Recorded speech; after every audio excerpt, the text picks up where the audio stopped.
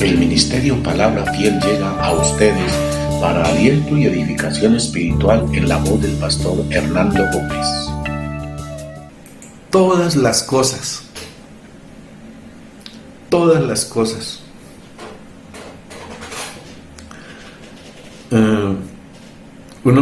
Alguien puede decir, no, pero no, yo estoy de acuerdo que ciertas cosas nos ayuden para bien, pero no todas. Bueno, el apóstol Pablo dice todas las cosas. O sea, ¿qué nos está diciendo con eso? Nos está diciendo con eso que nada queda por fuera del designio de Dios. Nada. O sea, nada le pasa al cristiano o al creyente de forma fortuita. No. O sea, todo está dentro del propósito de Dios. Ni más ni menos. Es justo lo que tú y yo necesitamos para llegar a la formación que Dios quiere que lleguemos. Entonces, por eso el apóstol utiliza esa palabra, todas las cosas. Término griego pas, que significa cada uno, todo, ¿sí? También está el término griego apas, que es todo o todos, ¿sí? Entonces ahí no hay, alguien podría decir, no, es que ese todos ahí no es absoluto, es un todo, diría alguien, parcial, pero no es posible decir eso aquí, no es posible. Claro, en otros escritos es verdad, el todo, la palabra todo no es absoluto.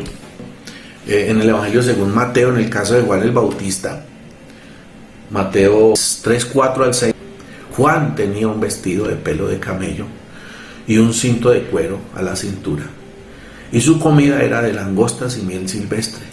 Acudía entonces a él Jerusalén, y dice, toda Judea y toda la región alrededor del Jordán, y confesando sus pecados eran bautizados por él en el río Jordán.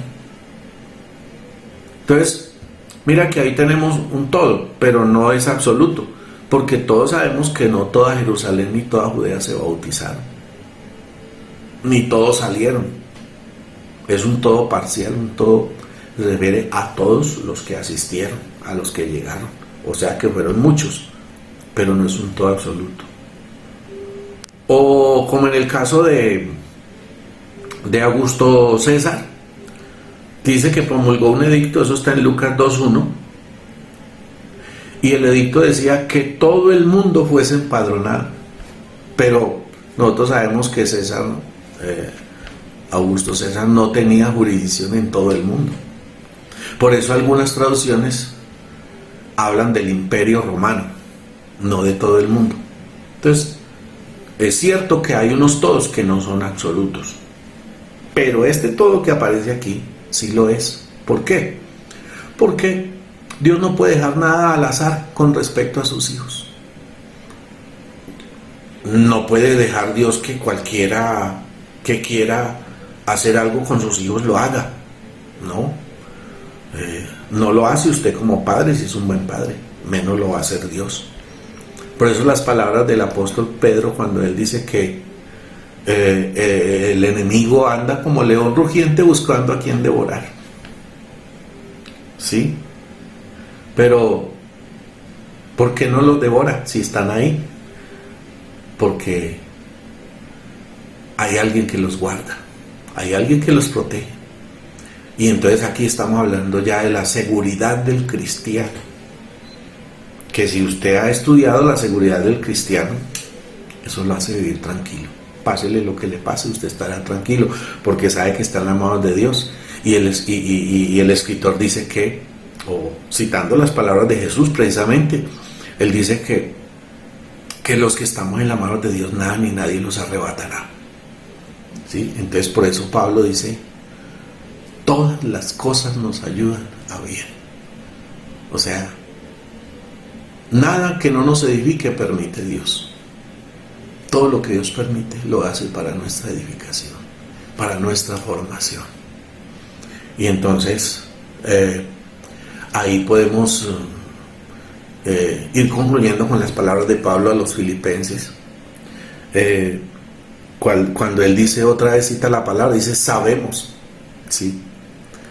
Que el que empezó en nosotros la buena obra, Él la perfeccionará.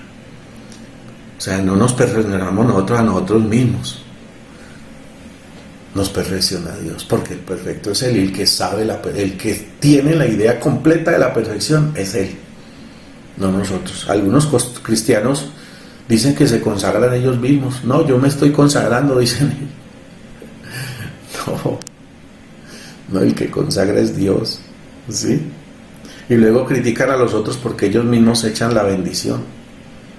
Entonces, no están en lo mismo, porque unos echan la bendición y los otros dicen que se consagran. No, el que consagra es Dios, el que perfecciona es Dios. Y Él es el que tiene los métodos. Si nosotros mismos nos fuéramos a perfeccionar, seguramente nos evitaríamos muchos problemas. Muchos lugares maluquitos por donde tenemos que pasar y por donde Dios nos pasará, sin duda no pasaríamos por ellos. Y no tendríamos que llorar. Pero ahora, como es Dios, Él nos pasa incluso por donde nosotros no queremos. Pero nos pasa porque por ahí tenemos que pasar, y eso lo tenemos que aprender, aunque nos duela. Bendiciones, hermanos. Les espero en una nueva edición de Palabra Fiel. Síganos en las redes sociales. No olvide suscribirse activando la campanita para nuevas publicaciones.